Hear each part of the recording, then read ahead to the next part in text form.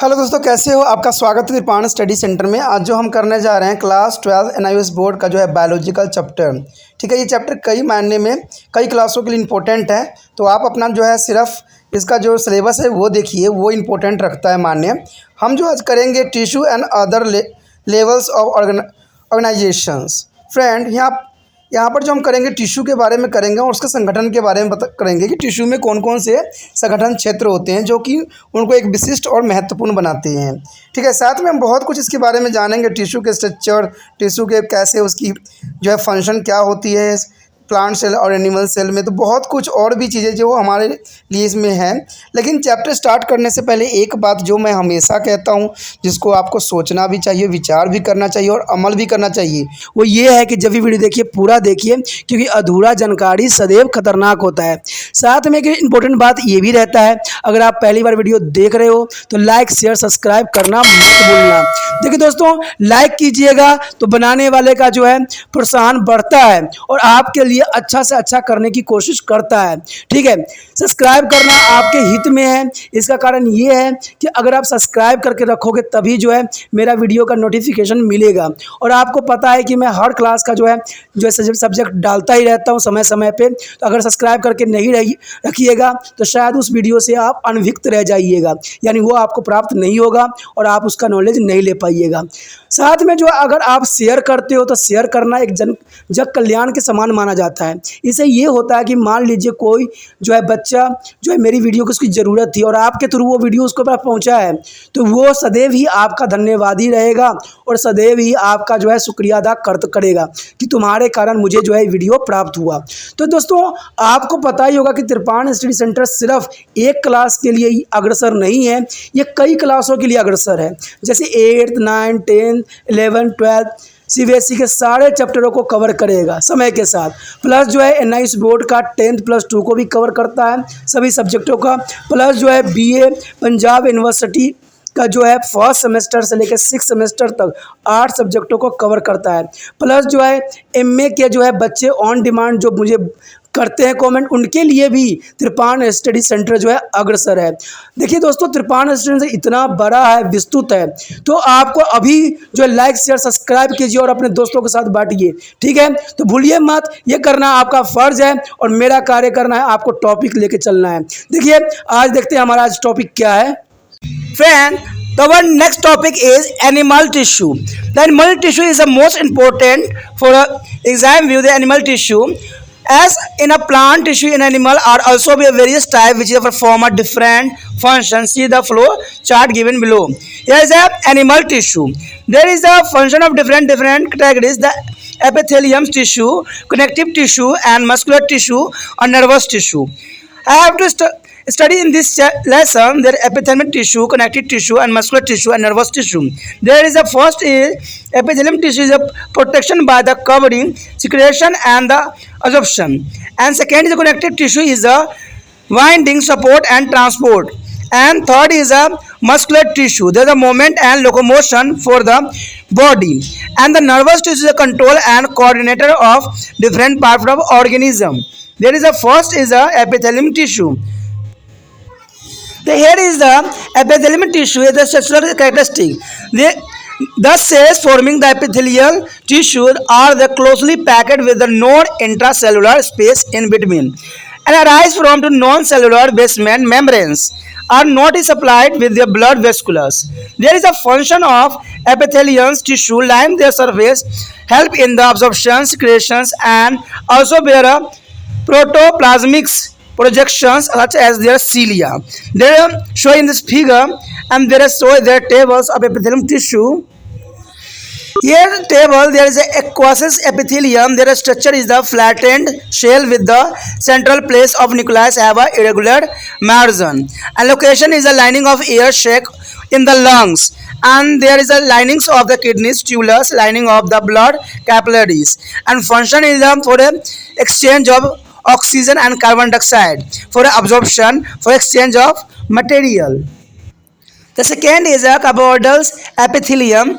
There is a cup-like cells with their central place of nucleus cells appear polygons and there is a linings of salivary and the pancreatic duct for absorption. There is a working of absorption.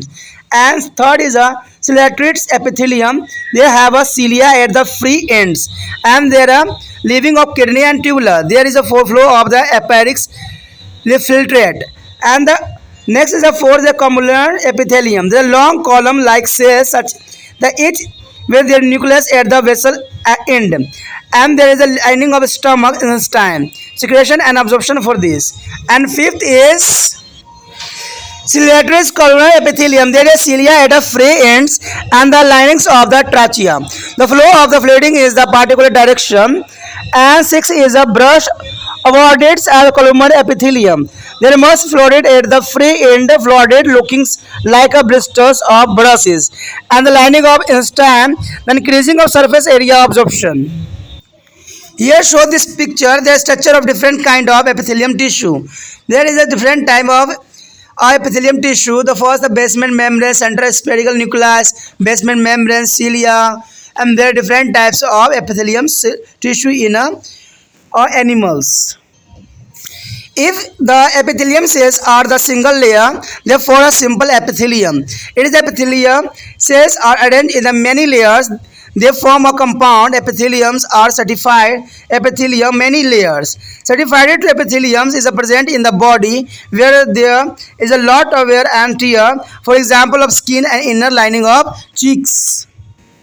दोस्तों प्राणी ऊतक जो है बहुत ही important है। देखिए हमने उससे पहले जो है प्लांट के बारे में पढ़ा था, यानी जो पादप ऊतक के बारे में डिफरेंट पढ़ा था और उसके जो है फ्लो चार्ट को भी देखा था।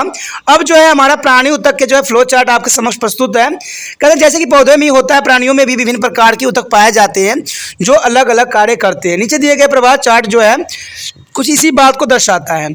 अब देखिएगा कि यहाँ प्राणी ऊतक के जो फ्लो चार्ट है वो क्या कहता है। तो पहले तो है प्राणी ऊतक, जिसमें जो है उपकला यानी एपिथेलियम्स, संयुक्त ऊतक, पेशी ऊतक और तंत्रिका ऊतक पाया जाता है। ये चारों चीज़ जो है बहुत ही इंपॉर्टेंट होता है जो टिश्यू के अंतर्गत आता है। पहले उपकला जो है एपिथेलियम ऊतक जो होती है ऊपर से ढककर आवरण कर और अवशोषण कर शरीर की रक्षा करती है, जो कि ऊपरी आवरण एपिथेलियम ऊतक कहलाता है। उसके पश्चात है संयोजक ऊतक। एक ऊतक के दूसरे ऊतक के साथ बांधता है, सहारा प्रदान करता है, परिवहन करता है, जैसे कि आपका घुटने होते हैं। तो ये जो होते हैं संयोजक ऊतक कहलाती है।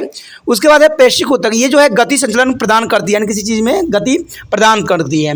उसके बाद तंत्रिका ऊतक, ये तो पता ही होगा आपको, इसमें नर्वस सिस्टम सारे आते हैं, नियंत्रण एवं संवहन के कार्य करता है, यानी कोऑर्डिनेटर के काम करता है। सारे बॉडी का जो है नियंत्रण इसके ही अंतर्गत रहता है। सबसे पहले हमारे समझ आता है उपकला यानी ऊतक, एपिथेलियम ऊतक। एपिथेलियम टिश्यू जो होती है इसका जो है संरचनात्मक विशेषताएं क्या होती है, क्या कैरेक्टरिस्टिक्स होती है। कहते हैं एपिथेलियम ऊतक बनाने वाले कोशिकाएं होती है, ये पास पास सटी हुई होती है और उसके बीच जो है अंतर कोशिकाएं अवकाश नहीं होता है। अवकाशों की आधारित झिल्ली से उत्पन्न होती है। इसमें रुधिर वाहिकाएँ नहीं पाई जाती है, जो कि एक बहुत ही इंपॉर्टेंट बात इसको रखता है एग्जाम के लिए। ठीक है, इसका जो है कार्य क्या होता है, क्या फंक्शन होती है। यह ऊतक सहाओं का ढकता है और अवशोषण में मदद करता है और स्वायत्त करता है, तथा इस पर जो है जीवित द्रव्य वही पोषण की मौजूद हो जा सकते हैं, जैसे कि सीलिया में देखने को मिला था। अब कहते हैं कि एपिथेलियम ऊतक के प्रकार कार्य के बारे में जो है हम कुछ चार्ट से भी समझ सकते हैं जो हमारे समक्ष प्रस्तुत है। कहते हैं प्रकार क्या, देखिए सल्कीय उपकला यानी एपिथेलियम, सेवेक्समम एपिथेलियम संरचना क्या होती है। कोशिकाएं चपटी होती है जिनके केंद्र में स्थित केंद्रक और अनियमित बाहर सतह होती है। यह स्थान कहाँ पाया जाता है, फेफड़े के वायु में कोशिका स्तर पे या किडनी की नालिकाओं में स्तर पे यानी बुक्कक की नालिकाओं में पाया जाता है, और इसमें जो है रुधिर कोशिका का सतर होती है। इसका कार्य जो होता है कार्बन डाइऑक्साइड ऑक्सीजन को जो है विनिमय करना होता है, और दूसरा कार्य जो होता है अवशोषण के लिए कार्य करता है, पदार्थों का परस्पर विनिमय करता है और अवशोषण के लिए तो करता ही करता है। सेकेंडली जो है धनाकार उपकला यानी एपिथेलियम क्लूवर बंडल कहलाता है। यह धन जैसी कोशिकाएं जिनके जो है केंद्र में स्थित केंद्रक कोशिकाएं बहुविध प्रदीप्त होती है। ये जो था लार एवं अग्नाशय वाहिनियों के सतर लार एवं श्वेत ग्रंथि में पाया जाता है। ठीक है, ये अवशोषण के कार्य करता है जो इसको बहुत इंपॉर्टेंट बनाता है। उसके पश्चात हमारे समक्ष तीसरा जो आता है वो होता है जो है पक्षमाभावी उपकला यानी सिलरोसिस एपिथेलियम। ये दोस्तों जो होती है युक्ति सिरों पर जो पक्षवा सिलसिला मौजूद होती है और कहते हैं ये किडनी वाहिकाओं का स्तर होता है, यानी मुक्का वाहिकाएं होती है, यानी किडनी के स्तर पे होती है, ये स्वतंत्र के लिए ही इंपॉर्टेंट रहती है। उसका चौथी बात आता है स्तंभ काल उपकला यानी क्लेमोयर्स एपिथेलियम। कहते हैं ऊंची स्तंभकार कोशिकाएं जिनकी आधारित सिरों पर जो है केंद्रक मौजूद हो रहते हैं। ये जो होता है आमाशय और आंत के सतर में पाया जाता है, जो कि बहुत ही इंपॉर्टेंट इसको कार्य होता है। एक विशेष दिशा में जो है तरल पदार्थों का वाहन करती है, यानी ये देखिएगा तो एक ही दिशा में जो है, यानी जो इसके फिक्स होते हैं उसी दिशा में जो है सभी तरलों को क्या करते हैं, वाहन करते हैं। उसके पश्चात हमारे समक्ष आता है पांचवा पक्षाम्बी स्तंभकार उपकलाशिली यामी स्तंभकार एपिथेलियम, यानी जो होता है ये मुक्त सिरों पर जो है पक्षाम सिलिया प्रेजेंट होती है। ये श्वसन नली का स्तर होता है, यानी श्वसन नली का जो है सतर इसी से बना होता है। इसका कार्य जो होता है स्वयं और अवशोषण के लिए काफ़ी महत्वपूर्ण माना जाता है। उसके बाद है आपके समक्ष जो है ब्रहरूष्ट बंडरयुक्त यानी स्तंभकार उपकला यानी वृष बॉर्डर्ड विलियन एपिथेलियम। इसका जो होता है युक्ति सिरों पर अनेक कलन होती है और ये जो होता है आंत्र का स्तर होती है। ये अवशोषण के लिए सबसे बड़ी क्षेत्र बढ़ोतरी के लिए काफ़ी उपयोगी सिद्ध होता है। अब यहाँ पर जो है कुछ डायग्राम शो किया गया है जो कि अत्यंत महत्वपूर्ण है, जिसके बारे में हमने भी पढ़ा है। सारे चीज़ों को यहाँ पर जो एक साथ शो कर दिया गया है। तो विभिन्न उपकला यानी एपिथेलियम ऊतकों की संरचना यहाँ पर दिख रहा होगा आपको। सारे ऊतक संरचना जो है बहुत ही महत्वपूर्ण है और ये एग्जाम व्यू से भी महत्वपूर्ण रहता है और आपका प्रैक्टिकल व्यू से भी काफ़ी महत्वपूर्ण रहता है। तो सभी में देखिएगा सिलिया कहीं कहीं प्रेजेंट है, कहीं जो है केंद्र गोलाकार होती है, आधारित झिल्लियाँ पाई जाती है, आधारित झिल्ली होती है, ठीक है। जीव द्रव्य पाया जाता है शल्कीय एपिथेलियम में, स्तंभ एपिथेलियम्स है, ठीक है। तो सबका जो है अपना एक जैसा ही कार्य रहता है, लेकिन ये जो है मनुष्य में या एनिमल्स में बहुत महत्वपूर्ण योगदान भी अपना अदा करता है, जो कि इसको काफ़ी इम्पोर्टेंट बनाता है। कहते हैं यदि एपिथेलियम कोशिका केवल एक परत में जो व्यवस्थित होते हैं तो ये सरल एपिथेलियम बनती है। यदि एपिथेलियम कोशिका अनेक स्तर में व्यवस्थित होती है तब वह जटिल अथवा स्तरीय एपिथेलियम यानी बहुस्तरीय बनाती है। स्तरीय एपिथेलियम शरीर के उन भागों में भी पाया जाता है जहाँ पर अधिक टूट फूट होती है, उदाहरण के लिए त्वचा, गालों का जो है आंतरिक सतर आदि। तो इन क्षेत्रों में भी जो है इन ऊतकों का पाया जाना जो है एनिमल्स को एक विशिष्ट और अच्छा बनाता है और इसको जो है संरचनाओं को जो है विशिष्ट रूप देता है। The next topic is connective tissue. The important topics of connective tissue. The connective tissue has a two component, is a matrix, the ground and substance as a cells. The matrix and the cells are important for a connective tissue. The matrix and cells are different in a different connective tissue. Show this in pie chart. There is graphing. So the types of connective tissue is the proper and fluid and supporting. The three types of connective tissue: proper, supporting, and fluid. The supporting is divided by the two type cartilages and bone. Cartilages and bone means cartilaginous bone and simply bone. The proper bone divided by the three types: areolarals and the adipose and the fibrous. The fluid is the blood and lymph. There is important types of connective tissue in this shown in the chart. The first is a proper connective tissue. The areolar tissue is the first. Most widely is a separate connective tissue. The cell forming the tissue are the fibroblasts, which is formed to the yellow elastins with the white collagen fiber matrix, and there are macrophages, which help to the inflaming bacteria and macropathogen, and muscle cells, which is the secreta heparins pain there, that is a help in the clotting of blood. The second is adipose tissue. It has a specialized cells which is a store fat and provide help in their forming of paddings. The fibrous, it is mainly made up to the fibroblasts. It is a form of tendons and the ligaments. There is a show in this picture different types of tissue. There is the elastic cartilages, serrated cells, elastic fiber, serrated cells and matrix, the serrated cells and collagen fiber. They are important. Here show also the others bones are the show in this picture. Their head spongy have with the red bone marrow, compact bone, a spongy bone with the yellow bone marrow, starred species and peristome. There is a matrix convergence and osteocytosis, cytoplasmic connected. There are others part and present in this figure. The here show their compacted bones and the arteries and the veins, the Hayford's canal, the connective bone is a layer is a lamellus, and there is an importance for the human's organ. Here also show that neutrophils, eosinophils, basophils, and platelets. There is a lymphocytes and the white blood cells, monocytes. There are some representative types of connective tissue for the human body. There is a B part, the supporting connective tissue. The supporting connective tissue is two types, cartilages and bone. There is a matrix composed of condylarths. The cells lies within the matrix singles are the groups of two or four surrounded by the fluid filled space. The cartilages may be elastic was the matrix has a yellow fiber as in the pinna of the ear.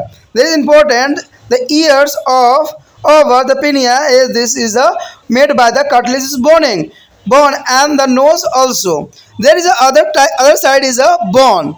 There is a matrix composed of oxygen and the matrix also is containing salt and calcium, phosphorus and the magnesium.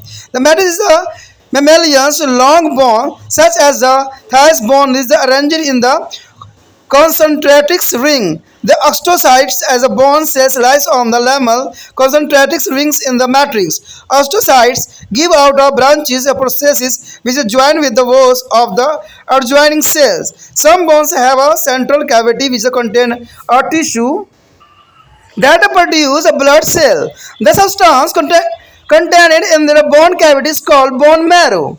And cartilage is the flexible as a strong types of connective tissue in the most of the vertebra, but as usually occurring to the part of their endoskeleton. There is a bone. The bone are of two types, spongy and compact. In a spongy bone is the bone cells are irregularly arranged. Such bones are found at the end of the long bones. And other side is the cartilages. The cartilages can be calcified. There is a calcium salt and deposited in there as a head of long bone. And the bone is in the compact bone. Cells are arranged in the circles or the lamella around to the central canal. There are Hebridesian canal. The next is C, the fluid connective tissue. The blood and levels are the two from a fluid connective tissue. The blood, it is a complex of blood cells and plasma from the matrix. The blood cells are red blood cells, erythrocytes, and transport for oxygen and carbon dioxide. And second is a white blood cells, lymphocyte. There is a function is a defense against bacteria. Defense against bacteria and virus and other inverted. So white blood cell is important for a human body. And third is a platelets, a thermobiocytes. They help in the clotting of blood. Platelets is important for our body because it is a help in the clotting of blood. There is a clotting of blood reason by platelets. The plasma is an extracellular fluid matrix of ground substance. It is a containing a large number of proteins such as a fibrinogen and amphibian. There is globins to be transported to the various part of the animal's body for a various purpose. The next topic is muscle tissue. This is a composed of long excitable cells containing a parallel macropigment of their contractile protein as well as actins, mycins, troponins and the tropomyosin. Because of it is a elongated shapes, muscle cells is called a muscle fiber. The muscle fiber are vertebrate are there three different types: striated, unstriated, and cardiacs. Cardiacs is important according to the shape and function is mentioned in this table. Here types of muscle fiber. The first is saturate is a voluntary skeleton. Saturate means voluntary and skeleton. Their names represented. And second is a unsaturated involuntaries. And third is a cardiacs. There is a first of all location attached to the skeleton like a head, limbs, face, etc. And unsaturated is in the walls of body organ like a stomach and intestine. And cardiacs is the walls of a heart. There is a made of wall of heart is a cardiacs. And the shape, you can notice cylindrical unbranched fiber. My fibrous is arranged in their cytoplasma that there are situations seen. There is a spindle shape tapering and no such strain is seen as the microfiber are not uniformly arranged. And Cardix is the ignotis cylindrically branches and strain is steep scenes. The sclerocoloma is the thin and the tough membrane sarcolemas of the fiber and cell. The thin cell membranes, no sarcoma. The very thin is the cardials. There is a nucleus, multinucleated peripheral nucleus, and here unnucleated central placid. On the nucleus is each unit central placed. The blood supply reaches, and here is a poor, and here is a riches. And the intercadal disc is a absent, a voluntary contact with the will. There is a absent, and here is a cardiac is a present. So there is a voluntary contact with it at a will, and involuntary is here both side. They here show the smooth muscle fiber. There is smooth muscle fiber is the most important. There is a naming level diagrams. There are nucleus, cytoplasma, cell membranes, and muscle cells present on smooth muscle fiber. And second is a cardiac muscle fiber. Here interacted disc, nucleus, side branches, and fended strands, and cell membranes and cytoplasma also present. The muscle fiber has been flowing characteristics. The excitability response to the stimulus, and extensibility is a stretch, and contractibility means contract, and elasticity is a move back to the original position for the features of muscle fiber. यहाँ पर जो दोस्तों हमने संयोजी ऊतक यानी connective tissue के बारे में पढ़ना है। देखिए कनेक्टिव टिश्यू जो है बहुत ही महत्वपूर्ण है, क्योंकि ये शरीर को जो है निर्माण करने के लिए अत्यंत महत्वपूर्ण माना जाता है। तो कनेक्टिव टिश्यू जो है यानी संयोजक ऊतक, ये बहुत ही अपना इंपॉर्टेंट रोल यहाँ पर अदा करता है। कहते हैं संयोजक ऊतक जो होते हैं दो संगठन होते हैं, दो प्रकार के होते हैं, एक अधात्री भरण पदार्थ और एक कोशिकीय। देखिए दोस्तों ये काफ़ी इंपॉर्टेंट बनाता है। विभिन्न प्रकार के भोजी ऊतकों में अधात्री कोशिकाएं अलग अलग प्रकार की होती है। यानी जहाँ पर आपने देखा कि अधात्री जो होते हैं ऐसे ऊतक के प्रकार, तो इसमें जो बताया गया है यहाँ पर एक फ्लो चार्ट आपके समक्ष जो है प्रस्तुत किया गया है, जिसमें से ऊतक के प्रकार बताए गए हैं। पहला जो है हमारे समक्ष जो है यथार्थ है यानी प्रापर है, आधारी है यानी स्पोर्टिंग है, आधारित यानी सपोर्टिंग, अंतरण यानी फ्लूइडिड है। तो इसमें जो है तीन प्रकार जो है अत्यंत महत्वपूर्ण बनाता है संयोजक को। तो सबसे पहले जो है हमारा प्रॉपर यानी प्रॉपर जो होती है यानी यथार्थ, इसमें जो है एरियोल्स, विसियल्स, रेशियो आते हैं, जबकि आधारित यानी सपोर्टिंग में आते जो है उपस्थि आते हैं, अस्थि आते हैं। यानी उपस्थि का मतलब होता है कार्टिलेजिस एंड अस्थि का मतलब होता है बोन। और यहाँ पर जो है तरल यानी फ्लूइडिटीज में जो आता है रुधिर और लसिकाएँ आती है। तो इनके जो है हम विस्तार पूर्वक समझेंगे कि हर का एक अपना एक महत्व होता है। तो चलिए देखते हैं पहला जो हमारे समक्ष है वो है आपको डायग्राम। यहाँ पर जो है डायग्राम में कुछ जो है ऊतकों के बारे में बताया गया है, जो है यहाँ आप देख भी सकते हो कि स्वात्री, अधात्री जो है मैक्टोरिक, सब चीज़ के बारे में बताया गया कि कौन सा ऊतक जो है किस तरह से दिखेगा। देखिए दोस्तों अगर ये ऊतक के बारे में समझ लेते हो ना तो ये काफ़ी इंपॉर्टेंट आपके लिए बन जाता है, क्योंकि कभी कभी जो है ऊतक को देख के ही हमें समझ में आ जाता है कि ये ऊतक किस लिए और किस बिलोंग करता है। सबके अपने अपने नामकरण है, तो इसके जो है आप लेवल जब बनाओगे एग्जाम में आएगा तो जो है आपको नाम भी याद रखना अत्यंत महत्वपूर्ण है। तो आपको नाम भी दिख रहा होगा, तो एक दो बार प्रैक्टिस करोगे तो ये 100% समझ में आ जाएगा। यहाँ पर एक बोन भी दिखाया गया है जिसमें शीश, स्पंज, अस्थि में लाल अस्थि मज्जा, सघन अस्थियाँ, स्पंज, हड्डियों में पीला अस्थि मज्जा, सैफी अधिकांडा, तो सारे कुछ जो है प्रेजेंट रहती है, जो कि इसको महत्वपूर्ण बनाता है। ठीक है, उसके पश्चात जो हमारे पास यहाँ पर है, आप नीचे चले जाओगे तो यहाँ पर देखोगे कि यहाँ पर छोटे छोटे डॉट डॉट जेब पदार्थ दिखते होंगे। तो पहला जो है श्वेत कोशिकाएँ हैं, उसके साथ लसिकल जो फ्लोमोसाइट्स है यानी एक केंद्रिका है, उसके बाद है मोनोसाइट्स, उसके बाद है न्यूट्रोफिल्स, उसके बाद है इसोफिल है, उसके बाद है वेसोफिल यानी इसको क्षार का रागी कहते हैं। उसके बाद जो है आपको प्लेटलेटस यानी जिसको हम बिंबाणु कहते हैं। प्लेटलेटस जो है अपना एक महत्वपूर्ण योगदान देता है। तो इस सब के बारे में हम जो है विस्तार पूर्वक समझेंगे और जानेंगे कि इनका जो है कार्य क्या है, आखिर किस कार्य के लिए दक्ष है, और इनका जो है क्या हमारे शरीर में इम्पोर्टेंट रोल है और क्या इम्पोर्टेंट रोल ये निभाते हैं। तो सबसे पहले तो हमारा आ जाता है यहाँ पर यथा संयोजी ऊतक। देखिए यथा संयोजी ऊतक जो पहला था उसमें जो हमने देखा था एरियोल्स ऊतक देखा था। तो एरियल ऊतक क्या होती है? सबसे अधिक व्यापक रूप से पाए जाने वाले संयोजक ऊतक होता है ये, सबसे अधिक जो है यही चीज़ पाया जाता है जो कि इसको महत्वपूर्ण बनाता है। इस ऊतक में पाए जाने वाले विभिन्न कोशिकाएं होते हैं जो कि इसको बहुत ही विशिष्ट बना देता है। कहते हैं इसमें जो हमारे जो अगला पढ़ा था हमने रेशक कोरक यानी फाइब्रोब्लास्ट पढ़ा था, जो कि अधात्री की पीली यानी स्टोलिस्टिन और सफ़ेद जो है कोलेजन रेशे बनाते हैं, जो कि काफ़ी महत्वपूर्ण होता है। आपने देखा भी होगा ऐसे फाइबर।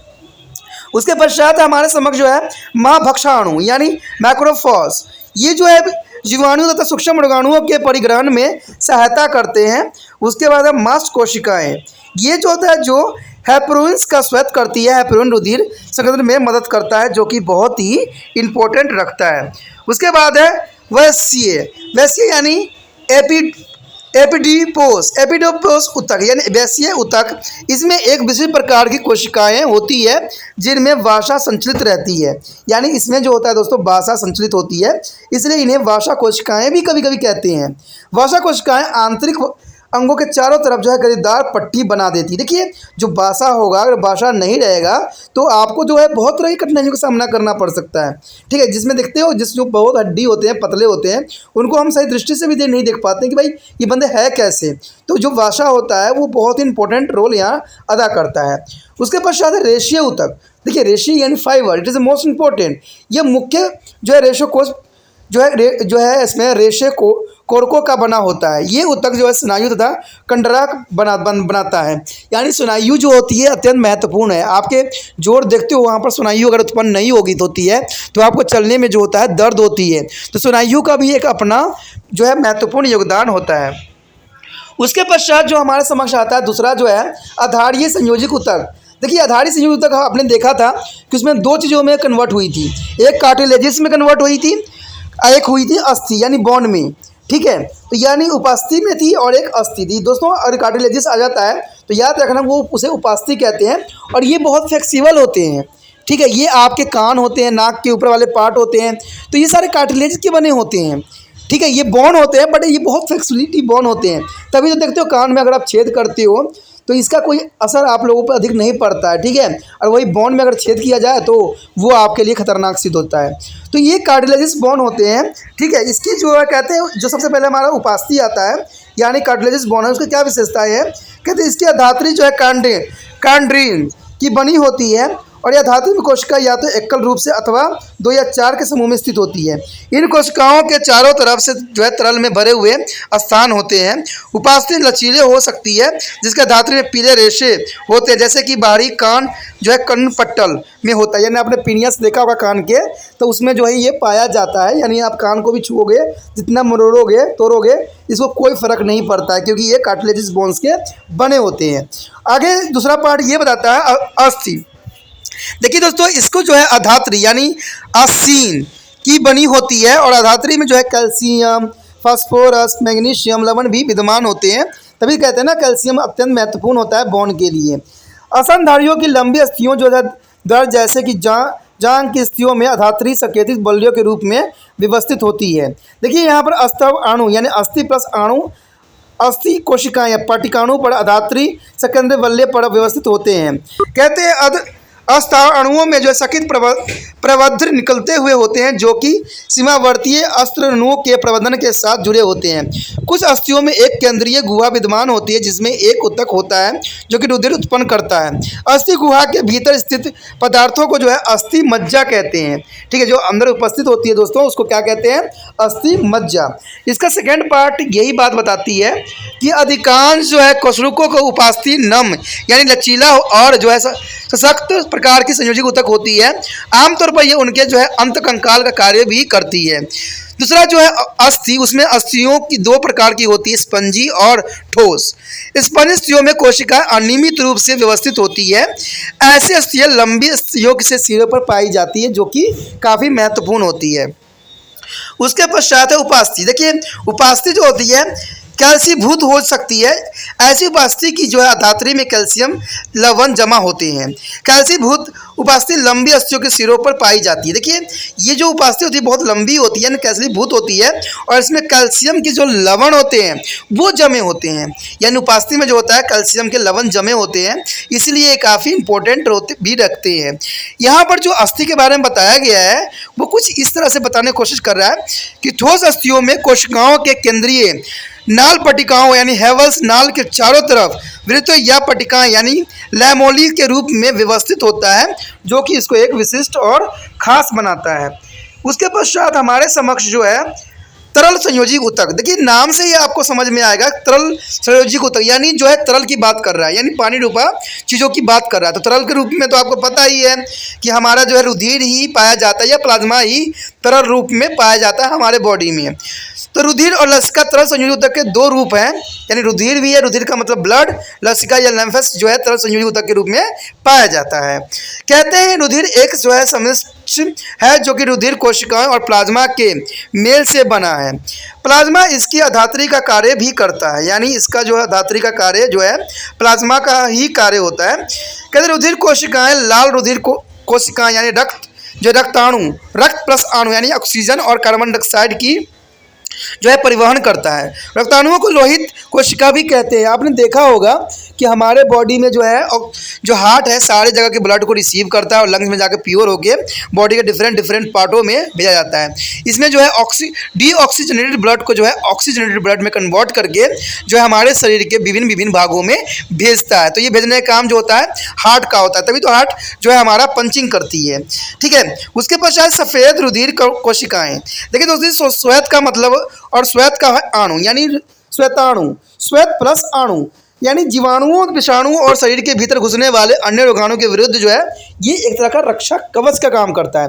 यानी वाइट ब्लड सेल जो है बहुत ही इम्पोर्टेंट माना जाता है, क्योंकि ये एक तरह से रक्षक का काम करता है।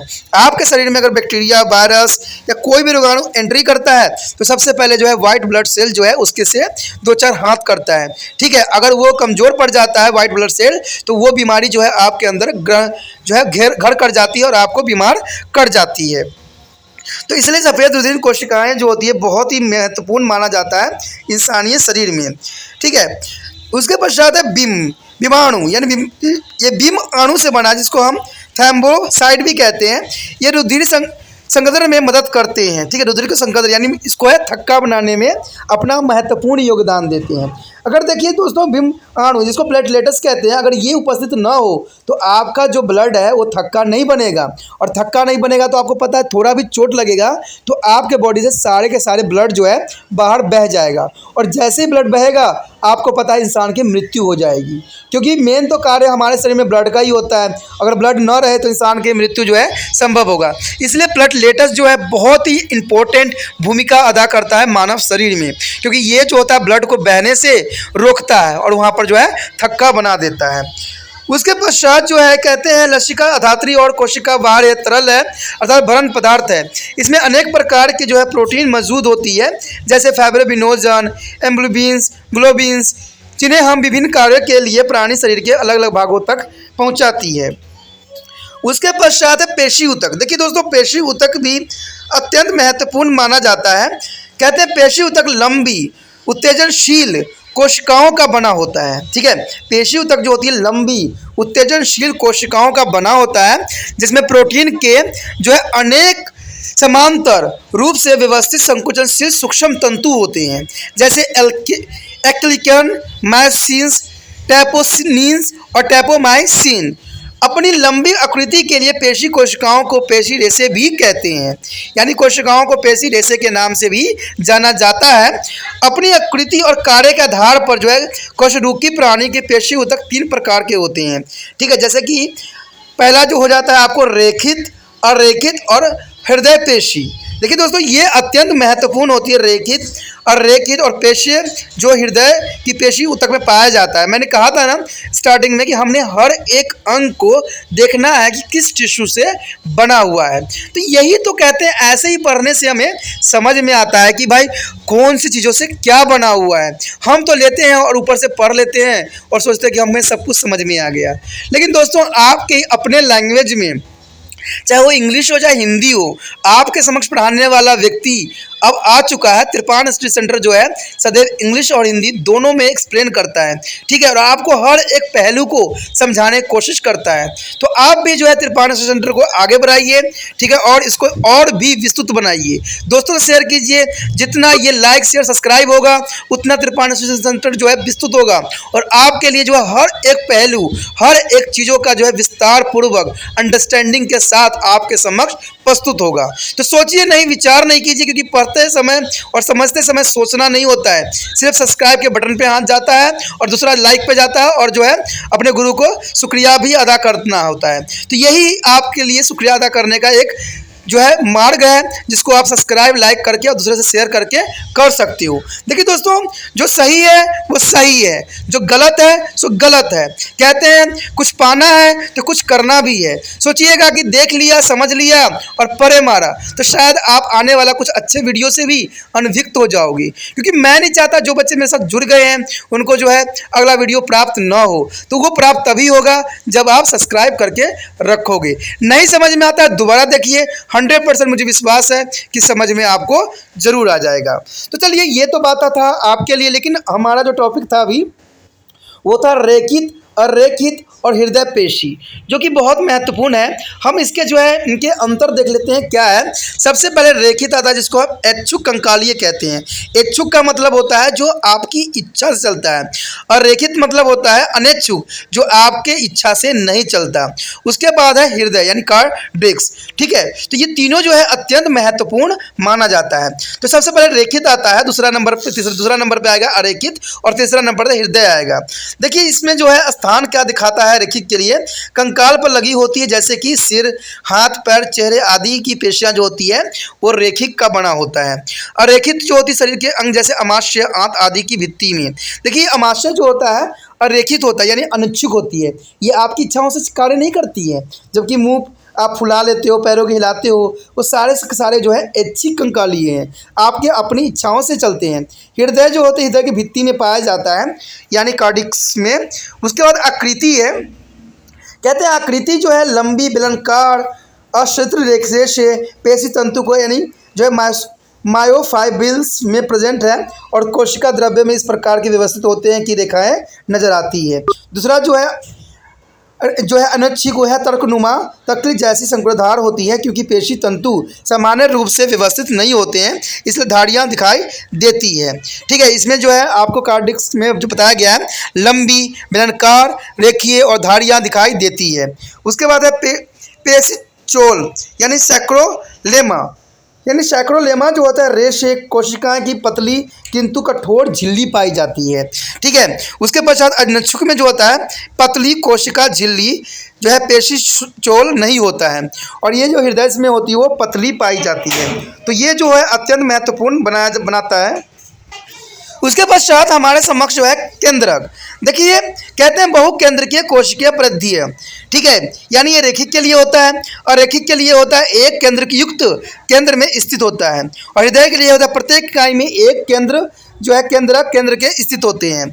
उसके बाद रुधिर संभरण, देखिए ये प्रचुर होती है, बट ये जो होती है अरेखिक में कम होती है, क्योंकि अरेखिक में जो है ब्लड की आवश्यकता नहीं होती है इतना, जबकि हृदय में प्रचुर मात्रा में आवश्यकता होती है, ठीक है। उसके बाद अंतनिवेशित डिस्क, यानी इसमें नहीं होती है, और इसमें जो है अरेखिक में नहीं होती है, जबकि जो हृदय में होती है। कहते हैं ये ऐच्छिक होता है, यानी सब इच्छा पर निर्धारित होती है। अनैच्छिक जो होता है इच्छा के बिना होता है, यानी इच्छा के बिना ही एक कार्य करता है, आपको इसको करने की आवश्यकता नहीं होती है। और जो ये लास्ट जो हृदय होती है और अनैच्छिक होती है, तो अनैच्छिक जो होती है काफ़ी इंपॉर्टेंट मान्य रखता है, जो कि विशिष्ट होती है। तो इस तरह से जो है दोस्तों आपके समक्ष जो है डायग्राम भी यहाँ प्रस्तुत किया गया है, ठीक है। सबसे चिकने पेशी शरीर से ऐसे हैं जिसमें केंद्रक, पेशी कोशिकाएं, कोशिका द्रव्य, कोशिका झिल्ली पाया जाता है। तो पहले डायग्राम में इन चीज़ों की जो है विस्तृत जो है वर्णन है। दूसरा जो आपके समक्ष प्रस्तुत होगा वो है आपको हृदय पेशी रेशे में यानी कोशिकीय प्रणाली की भी जो है पेशी ऊतक है, ठीक है, जो कि काफ़ी महत्वपूर्ण है। इसमें भी आप देखिएगा तो अंतर्निवेशी डिस्क पाया जाता है, केंद्रक पाया जाता है, पार्श्व शाखा पाया जाता है, धुंधली पट्टी रेखी धमनियाँ पाई जाती है, हृदय पेशी रेशे पाया जाता है, कोशिका द्रव्य पाया जाता है, कोशिका झिल्ली पाया जाता है, जो कि काफ़ी इंपॉर्टेंट एंड महत्वपूर्ण रखता है। तो ये तो काफ़ी इंपॉर्टेंट था, लेकिन साथ में एक इंपॉर्टेंट बात ये भी है कि इसके जो है पेशी रेशा के कुछ विशेष लक्षण भी होते हैं। देखिए दोस्तों, लक्षण भी जानना अत्यंत महत्वपूर्ण रखता है। कहते हैं सबसे पहले तो लक्षण में यही आता है उत्तेजनशीलता, यानी उत्तेजनशीलता होती है काफ़ी उत्तेजनशीलता, उद्दीपन के प्रति जो है अनुक्रिया करता है। कोई उद्दीपन होता है उसके प्रति जो है इसका अनुक्रिया रहती है। उसके बाद है हमारे समक्ष प्रसरणीयता। प्रसरणीयता का मतलब होता है विनम्रता यानी तनन। इसका आप समझ सकते हो, आपको इंग्लिश में भी वहाँ पर दिख रहा होगा, ठीक है। उसके पश्चात है संकुचनशीलता। संकुचनशीलता यानी सिकुड़ने की क्षमता जो होती है कितनी होती है, यानी सिकुड़न कितनी इसकी जो है होने की संभावना बनी रहती है। उसके पश्चात जो है लास्ट है प्रत्यास्थलता, यानी ये जो है वापस अपनी मूल्य स्थिति में पहुंच जाते हैं, यानी आपस जो है ये अपनी मूल्य अवस्था में पहुंच जाता है, जो कि इसको बहुत ही विशिष्ट और प्रवृत्त बनाता है। दोस्तों इसी के साथ जो है हमारा टॉपिक ये ख़त्म हो रहा है। अगला पार्ट जो है हम सी पार्ट में करेंगे, जो कि बहुत महत्वपूर्ण है। आगे जो है हम तंत्रिका तंत्र के बारे में पढ़ेंगे, या नर्वस सिस्टम के हर एक पहलू के बारे में पढ़ेंगे, क्योंकि वो भी एक टिश्यू है और उसमें जो है और भी जानकारी आपके लिए भरा पड़ा है। तो आप इसके जो है एक भी पार्ट मिस मत कीजिएगा। जो है सी पार्ट जो है इतना महत्वपूर्ण होगा कि इसमें आप हर एक बात को जो है अंडरस्टैंडिंग कर सकोगे। तो कहते हैं इसको, एक ही बात दोस्तों मैं आपसे कहता हूँ कि मैं नहीं चाहता कि कोई बच्चा जो है अधूरा रह जाए और मेरे वीडियो से अनभिज्ञ रह जाए, क्योंकि तिरपान स्टडी सेंटर सिर्फ एक ही बात चाहता है कि ये वीडियो अगर आपको अच्छा लगा है दूसरे बच्चों को तो ज़रूर पहुँचाइए, और दूसरा बच्चा जो है क्या पता समझ जाए और उसको जो है कुछ काम आ जाए। क्योंकि कहते हैं ना, जग कल्याण ही एक मानव कल्याण है। हम तो हर जगह पढ़ते हैं कि जो है किसी व्यक्ति का हेल्प करना, किसी दूसरे की सहायता करना, कहते हैं परम धर्म है, इंसानों का जो है कर्तव्य है। तो ये कर्तव्य आप निभाइए, क्योंकि देखिए ये मेरा तो था आप तक पहुंचाने के लिए, जो माध्यम था वो मैं आप तक पहुंचा दिया। अब दूसरे बच्चे तक कैसे पहुंचेगा, ये आपको माध्यम बनना है, और आप जब तक माध्यम नहीं बनिएगा तब तो दूसरे बच्चे जो होगा इस वीडियो से अनभिज्ञ रहेगा। तो ऐसा तिरपान स्टडी सेंटर नहीं चाहता है। वो चाहता है कि हर एक बच्चों तक ये वीडियो जो है पहुंचे और इसका जो है ज्ञान उन तक पहुंचे। तो दोस्तों सोचिए नहीं, विचार नहीं कीजिए, इसको व्हाट्सएप स्टेटस पे लगाइए, चाहे इस बच्चों के जो है मोबाइल पे शेयर कीजिए, ठीक है। जहाँ जैसा कीजिए, ये आपको आता है, मुझे नहीं आता है, ठीक है, क्योंकि आप मुझसे अधिक तेज हो मोबाइल के समझ में, क्योंकि मोबाइल जो है आप लोग सदैव अपने हाथों में रखते हो। तो इसको जितना हो सके फैलाइए, जितना हो सके दूसरे बच्चों तक शेयर कीजिए, पहुंचाइए, तभी जो है तिरपान स्टडी सेंटर आपके और आपके भाई बहनों बच्चों के लिए बहुत अच्छा से अच्छा करने की कोशिश करेगा, और हर एक क्लास के बारे में जो है बताने की कोशिश करेगा विस्तृत। तो सोचिए नहीं, विचार नहीं कीजिए, शेयर कीजिए, सब्सक्राइब कीजिए और लाइक भी साथ में कीजिए। ओके, इसी के साथ जो है दोस्तों हमारा टॉपिक आज खत्म हो रहा है, ठीक है। अगर आपको अच्छा लगा तो लाइक शेयर सब्सक्राइब जरूर कीजिए। अगर पहली बार अगर आप वीडियो देख रहे हो, पहली बार मेरे चैनल पे आए हो, तो सब्सक्राइब करना आपका फर्ज बन जाता है। सब्सक्राइब करने से ये होगा कि जो भी मैं आप क्लास के रिगार्डिंग कोई भी वीडियो डालूंगा उसका नोटिफिकेशन जो है समय समय पर आपको प्राप्त होता रहेगा। अगर सब्सक्राइब नहीं कीजिएगा, अगर आप दोबारा से तिरपान स्टडी सेंटर पर आने की कोशिश कीजिएगा तो वहां पर आप तिरपान लिखिएगा तो जो है वो तिरपस कर देगा, ठीक है। जो आप गूगल पर सर्च करोगे तिरपस कर देगा, जिससे वजह से आप जो है मेरे वीडियो का जो है फायदा नहीं उठा पाओगे। तो सोचिए मत, विचार मत कीजिए, सब्सक्राइब कीजिए। आप सोचते होइएगा कि मेरे जो एग्जाम खत्म हो जाने के मेरा क्या जरूरत है तिरपान स्टडी सेंटर से, ठीक है, तो इसलिए सब्सक्राइब नहीं करने की सोचिएगा। लेकिन दोस्तों ऐसा नहीं है, तिरपान स्टडी सेंटर जो है बहुत हेल्पफुल है। क्यों? क्योंकि ये जो है आपके 8th class 9th 10th 11th 12th जो आर्ट्स के सब्जेक्ट को कवर करता ही है, प्लस जो है ये NIC बोर्ड के जो है 10th प्लस 2 को भी कवर करता है। साथ में BA जो है फर्स्ट ईयर से लेकर 6 सेमेस्टर तक बच्चों के लिए ये अग्रसर रहेगा आर्ट्स सब्जेक्ट में।